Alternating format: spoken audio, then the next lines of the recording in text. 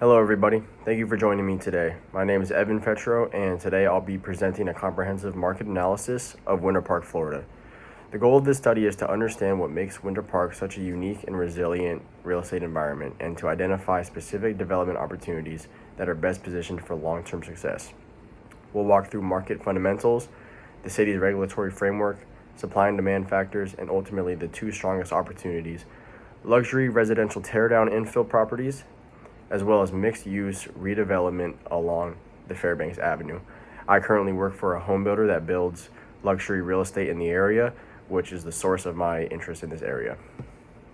The purpose of this analysis wasn't just to observe market trends, it was to evaluate Winter Park through the structured lens of a real estate developer. Using Brett's methodology, I assessed market definition, segmentation, inventory, pipeline, and feasibility. Winter Park is a built-out community, so the question became, where does development actually make sense? That led us to two areas with the clearest path to value: high-end infill housing and targeted mixed-use development. To produce a reliable and defensible analysis, I relied on wide ranges of data sources. These include the ACS demographics, Federal Reserve and BLS microeconomic indicators, CoStar and CBRE market performance analysis, Cushman & Wakefield's multifamily and office reports, Zillow and Rent Cafe's rental data, as well as much more. I also incorporated the City of Winter Park's 2023 comprehensive plan to understand zoning constraints and redevelopment patterns.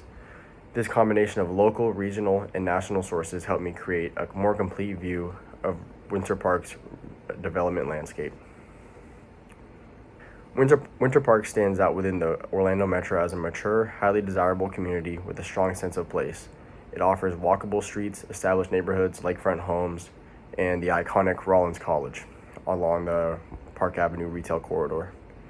The result is a real estate environment where demand consistently exceeds supply, especially for high-quality, single-family, and boutique mixed-use space. Homes regularly sell for multiple millions of dollars, and pricing remains resilient even in high-interest environments that we are right now. Winter Park behaves much more like an exclusive enclave than a typical Florida suburb. Winter Park's demographics help explain why the market is so strong. Winter Park's median age is 44, and nearly two-thirds of residents hold a bachelor's degree or higher, almost double the statewide rate. Household incomes are significantly above metro averages, with the largest share of households earning above $200,000 per year. This is a well-capitalized, highly educated population that prioritizes quality, design, and location. These demographics create a deep demand for luxury housing and high-end mixed-use environments. Looking at a broader region, Orlando continues to be one of the strongest employment markets. Major anchors like Disney, Advent Health, Orlando Health, Lockheed Martin, Universal Studios, and UCF support steady job growth and attract highly skilled professionals. Within Winter Park itself, employment is centered around professional services, healthcare, retail, education.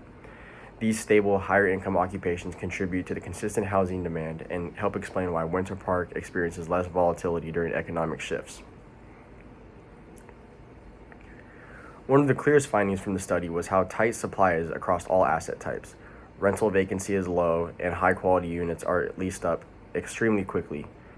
For-sale housing is often even tighter, with inventory often below 2 months and homes in desirable neighborhoods selling in less than 15 days. Because Winter Park is built out, new supply primarily comes from teardowns rather than new subdivisions. There's simply no more land to build on. This imbalance of very high demand and extremely limited supply creates long-term pricing stability, especially for well-positioned infill development. Next, let's consider the regulatory constraints. Winter Park's regulatory environment reinforces this scarcity. Less than 3% of the land in the city remains undeveloped, and zone ordinances prioritize neighborhood preservation. If you were to drive down one of these streets, they're lined with trees, large estate-style housing, and very rarely will you see apartment buildings. Multifamily development is limited to very specific corridors. The height restrictions favor low-scale projects. Replacement costs are high, typically requiring luxury price points to make projects actually financially viable. Otherwise, a developer won't even make money on them. For developers, this means that an opportunity isn't large-scale, high-density projects. It's in context-sensitive infill and carefully curated development. So to go over the first opportunity, luxury teardown infill, The first major opportunity is in this type of development. This is already the primary channel for residential production in Winter Park, with roughly 120 to 150 teardown permits each year, one of which came from me about 4 days ago. Land values are high, but so is the buyer willingness to pay for customization and architectural quality. These buyers typically are less sensitive to the interest rates and more concerned with design, location, and prestige. It's a breeding ground for very rich people. Because Winter Park supply can simply not expand meaningfully, high-end infill remains the most reliable and profitable strategies in the market. The second major opportunity that I identified is the Fairbanks Avenue mixed-use development. This corridor has a concentration of aging one-story commercial buildings, fragmented ownership, and shallow lots that create redevelopment potential very hard. Its location connecting I-4, Rollins College, and Park Avenue make it visible and accessible, which is ideal for boutique retail, food and beverage concepts, and small format offices or residential use. The most feasible development model is a 2 to 3 story mixed-use building that respects the existing scale while bringing new vitality to the corridor. Early site assembly here often offers significant long-term upside. Now let's go over some recommendations.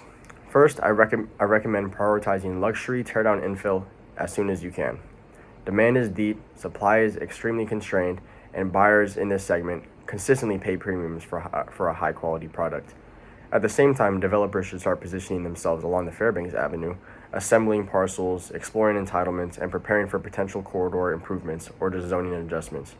Right now, they're offering a $20,000 grant to help retail businesses improve their storefront and increase the attractiveness of the avenue.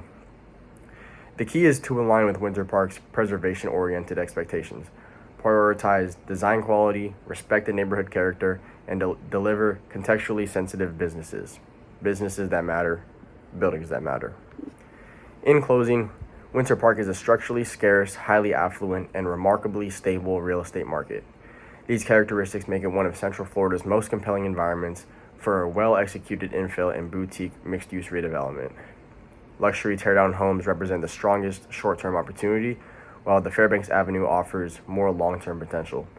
Developers who are focusing on quality, timing, and strategic alignment with the city priorities will be positioned to create durable value in a market that consistently rewards thoughtful design and disciplined execution. Overall, this is a very good investment opportunity in a very good part of Florida in which many people are moving to. Thank you.